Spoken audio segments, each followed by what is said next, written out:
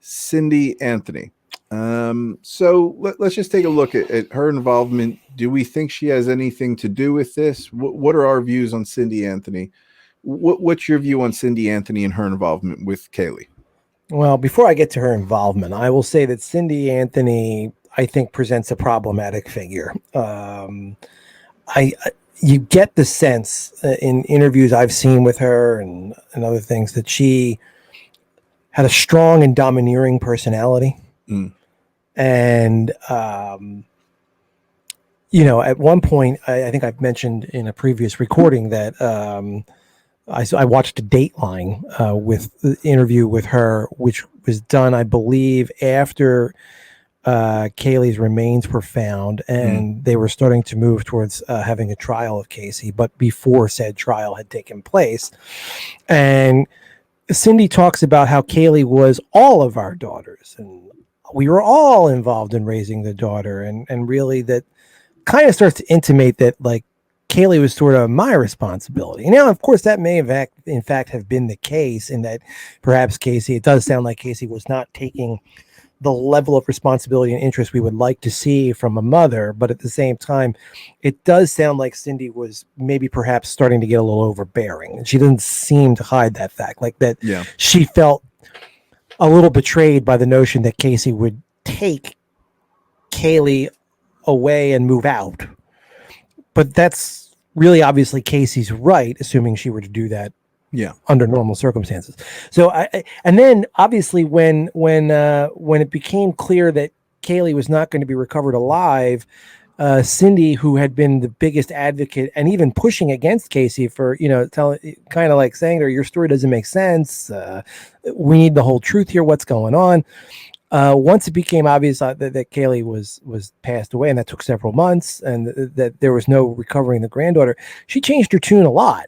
To being sort of irredoubtably in the corner of her daughter, which you could argue is maybe part of, some of the behaviors that you see in Casey. They could be, as we've discussed, the signs of somebody who's been traumatized.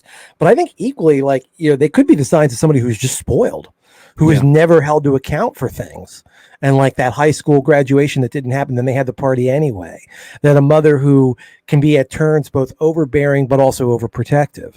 So I think that I find her to be a very problematic figure and involved in the sense that I don't think that she provided the kind of stable emotional grounding that was necessary to bring up Casey in a way that would have prevented this from happening as Casey in her turn became a mother. But on the other hand, I do not think that Cindy, except that she probably lied on the stand to protect her daughter, I don't think that she had any direct involvement in the disappearance of her granddaughter. No.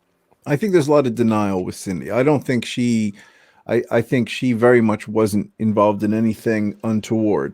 However, I agree with you that she is a problematic character. I think she probably has enabled Casey. Enable is the word, yeah. Yeah. And really, I think when we take a look at, we talked about the MySpace message, and we take a look at her involvement with Kaylee, I think there's a sense of, I don't know how to word this, but she feels like she's not owed something, understandably, I think, because of all the time and effort she's put in to facilitate Casey and her behavior. Not being a heavy, but trying to be that cool mom who, okay, you've done something stupid, mom's here to the rescue. And I think she probably felt a bit betrayed when Casey, in her view, took Kaylee. And that was evident in the MySpace post. But that said, I think now she's somebody who's in a bit of denial. And I've seen interviews with George and Cindy where George believes Casey was definitely involved in something untoward with Kaylee, and Cindy does not. And I think Cindy is somebody who just, very much that same behavior that Casey has. It's very much, let's sweep the badness under the rug and let's start afresh. Let's just forget about all this. And maybe it's the apple. Maybe it's an apple and tree thing, And that you see that in Casey very much. But I think we both agree that she probably really has nothing untoward to do with the disappearance of Kaylee. She's just an unfortunate bystander. If we forget about all the parental influences she's had, on Casey. Just the actual involvement is not there. And if anyone, she was the most vocal about finding Kaylee at the time that it was discovered she was missing. Yeah. Lee Anthony. Let me find his picture here, by the way. Just want to keep this production quality very high for us. So Lee Anthony, and so Lee Anthony, so we watched a bit of video with him because he was very involved with Casey, very much on side with Casey, trying to find Kaylee. And there was some accusations of sexual misconduct when he was young, young little, as a little brother. Not really much was made of that. But I very much looked at him as somebody who was very much trying to find Kaylee. There was video of him on the phone with Casey in prison, actively trying to help Casey, trying to facilitate the search for Kaylee. I think he's just an innocent bystander in all of this, and somebody who was acting on good faith throughout this mess to try to be the big brother, to try to bring everybody together. That was my read on Lee. I've never read or seen anything that would lead me to believe that he was anything other than just her brother who happened to be caught up in this because he was her brother. And I think I can leave it at that. Yeah, I would agree with that. And then we have the ever, I guess, controversial character in this story, George Anthony, if and I think largely he is an innocent as far as what happened to Kaylee. I think he has gotten a lot of shit thrown his way. And again, that's not to say that Casey doesn't have the right to be able to make a claim. And, we just assume George is innocent because he seems like a nice guy. However, my view is he's somebody who has taken a lot of the lumps here for this. And he's somebody who I don't think it's necessarily deserved. Well, yeah, I mean, he certainly he bore the brunt of Casey's acquittal is the word I'm looking for. He took one for the team. I suppose so, if you want to look at it that way. And George is a bit of an odd character. He is. There are questions about what time he left the day. The day Kaylee disappeared. His suicide attempt, any suicide attempt that's at the center of a case like this is going to cause some questions to be asked. I know he there was some accusations of an affair. Mistress, who he said that Kate, it was an accident, is what he said to the mistress, according to the mistress on stand. Right. So, he's not,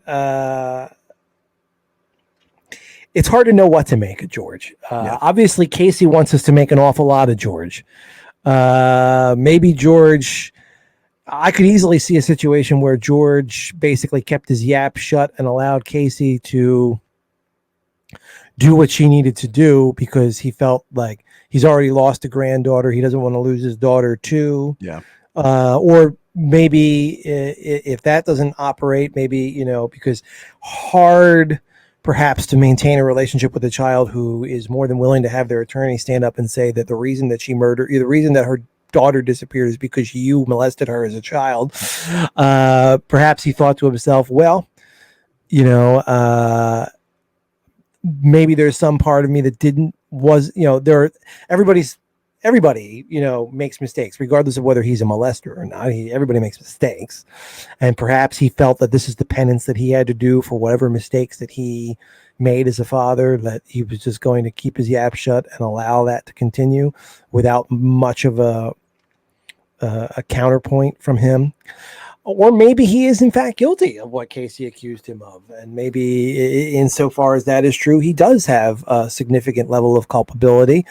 And of course, the final possibility is that maybe Casey is on some level telling the truth and that George had some level of participation and or complicity in the death of Kaylee. Yeah. And honestly, there's not a lot of evidence for the last one. Having said that, the problem is of Kaylee's last day, there's not a lot of evidence for anything. So it's hard to rule anything out. No, I find a lot of the behavior and this is what we were talking about earlier, a lot of the behavior that led up to Kaylee's disappearance and how she was found. Again, if he was a painter, or no offense if you're a painter, but if you're a painter, you probably don't know how to cover up a body as well as, let's say, a police officer would, an ex deputy sheriff, somebody who worked homicide cases, somebody who knew the smell of decomposition and has probably seen bodies.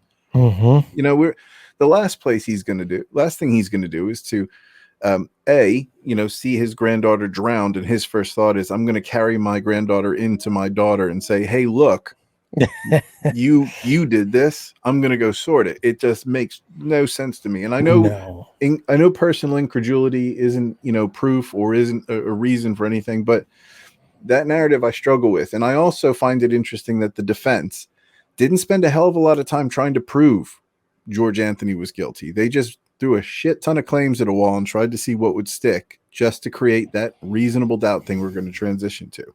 Right. Before we do, I think let's go on to Casey as sort of because I think we both probably are in alignment that Casey is probably the perpetrator. What I'll do is I'll go with my theory here. And what I want to stress, the theories that we're going to give are just our best guesses, and we're probably wrong. But I'm going to give my theory, Andrew. So I think she was very much involved. I originally thought drowning was probably what happened, but the duct tape kills that idea for me. And the fact that she acted as she did leads me to believe that she probably has enough screws loose that she would do something untoward. And, when I look at cases like Darlie Routier and I look at Susan Smith, it's perfectly feasible that somebody with no history of doing something like this. Chris Watts, another example, somebody who has no history of any sort of violent crime would kill their family. It happens, and it happens more often than we probably would like to admit. So I think she was probably responsible for something, and I don't know what the means was, but I think the search for foolproof suffocation does back to the fact that she had done something. Her movements leading up from the day, the neighbor noted, her coming and going, her looking for a shovel, and her just general denial. It paints the picture of somebody who is responsible for the death of her daughter, as sad as it is. And she would be the only one who would have the great idea to hide the body 100 yards from the house. It's or even somebody maybe who would have the I don't want to say the strength, but it just seems entirely consistent with something Casey would do. And her behavior after the fact, yes, it could be a product of trauma, but a product, let's say that she was abused. That does not negate her. They're not mutually exclusive. Yeah, right. It does not negate her or make her an innocent, because there are people on death row even who have been abused as children. And when we talk about her history of abuse, if there is such a thing, that doesn't absolve her from any wrongdoing. If anything, that could, if anything, support the fact that she had done something entirely inconsistent with what people thought. So my view, it was Casey, and it was Casey alone. And it was Casey through a proactive method, not a reactive method. It's hard to speculate. And that's really all we're doing, because there's just not enough evidence to say definitively at this time and at this place, Casey took the following actions that resulted in the death of Kaylee. Yet the preponderance, to use a legal term that does not meet the threshold of beyond a reasonable doubt that we'll talk about later, the preponderance of the evidence does suggest that Casey is the responsible party. But I will also say that Casey seems to me to be, like many people who lie as consistently as she obviously did, a master manipulator. Yeah. And when I take that into account, Casey, I think a telling part of this case is the time where she borrows the shovel and then returns it, clearly not having done any shoveling whatsoever. Yeah. See, that to me speaks to something about who Casey is. She one credit away from graduating high school and doesn't bother to do it, but still gets a party. and manipulates her parents first into believing that she was graduating, and then when she's not, somehow getting them to cave and throw her the party anyway. Pretending to work at Universal and not really working there, and somehow not apparently having to suffer much in the way of consequences. It seems like she floats through life because she can find people because of, first she's George's daughter, and perhaps, and her mother, Cindy's daughter. Yeah. Then she's like a lot of pretty young women. I'm sure she could wrap more than a few young gentlemen around her finger if she so chose. So it's hard. And she doesn't seem like somebody who's really interested in a lot of hard work, like actually going to a job and consistently doing it, day in and day out, actually shoveling a hole to bury the daughter that she killed in it. So it makes me wonder if she really was solely responsible. And if she was, like, what does this crime look like? Like, could it have been that she just got frustrated with Kaylee one day because Kaylee was being a 2-year-old and was screaming about something, and she's like, you know what, I've had enough, and just wrapped her mouth in duct tape and threw her in the trunk of her car and thought that'll teach her, and then kind of came back later and found, oh, whoops, she died. But of course the foolproof suffocation search sort of suggests more intent than that scenario suggests. But it's dirty work to kill a human being, even if it's just a small child and it's easy, quote unquote, physically to do. It's really dirty work. And this is somebody who wouldn't even bother to shovel the grave. So I have to wonder if she didn't get some help from somebody. I just do. Yeah. Who? I don't know. I think the one thing that I find that you made me think about, though, and it's that whole jealousy thing. And there was this storyline that was permeating quietly throughout this whole this whole series of events of jealousy of the mother. And I'm wondering if there's, somebody who has a sense of entitlement. I think we both agree Casey has some level, has a high level of a sense of entitlement. Oh yeah. That, her daughter was getting treated, better, more I guess. More like the princess than she was. Yeah, and there are a lot of cases that not a lot. It's I haven't read a lot of cases, but the cases that I've read where there was is it infanticide, or where people would kill their children. There was pieces of jealousy where especially with parents, the child is the central point, and you're doing all the hard work, and better than I that raising a child is not easy. And there's jealousy toward it's not unusual for a parent to be jealous of a child, especially inside of a relationship. It can be, like where, a mother or a father gets too wrapped. Well, I don't want to say too, but gets wrapped up in the child and starts to lose interest in the spouse to a certain degree. The child becomes more the focal point of the attention and the loving and the this, and that the spouse starts to come in second place.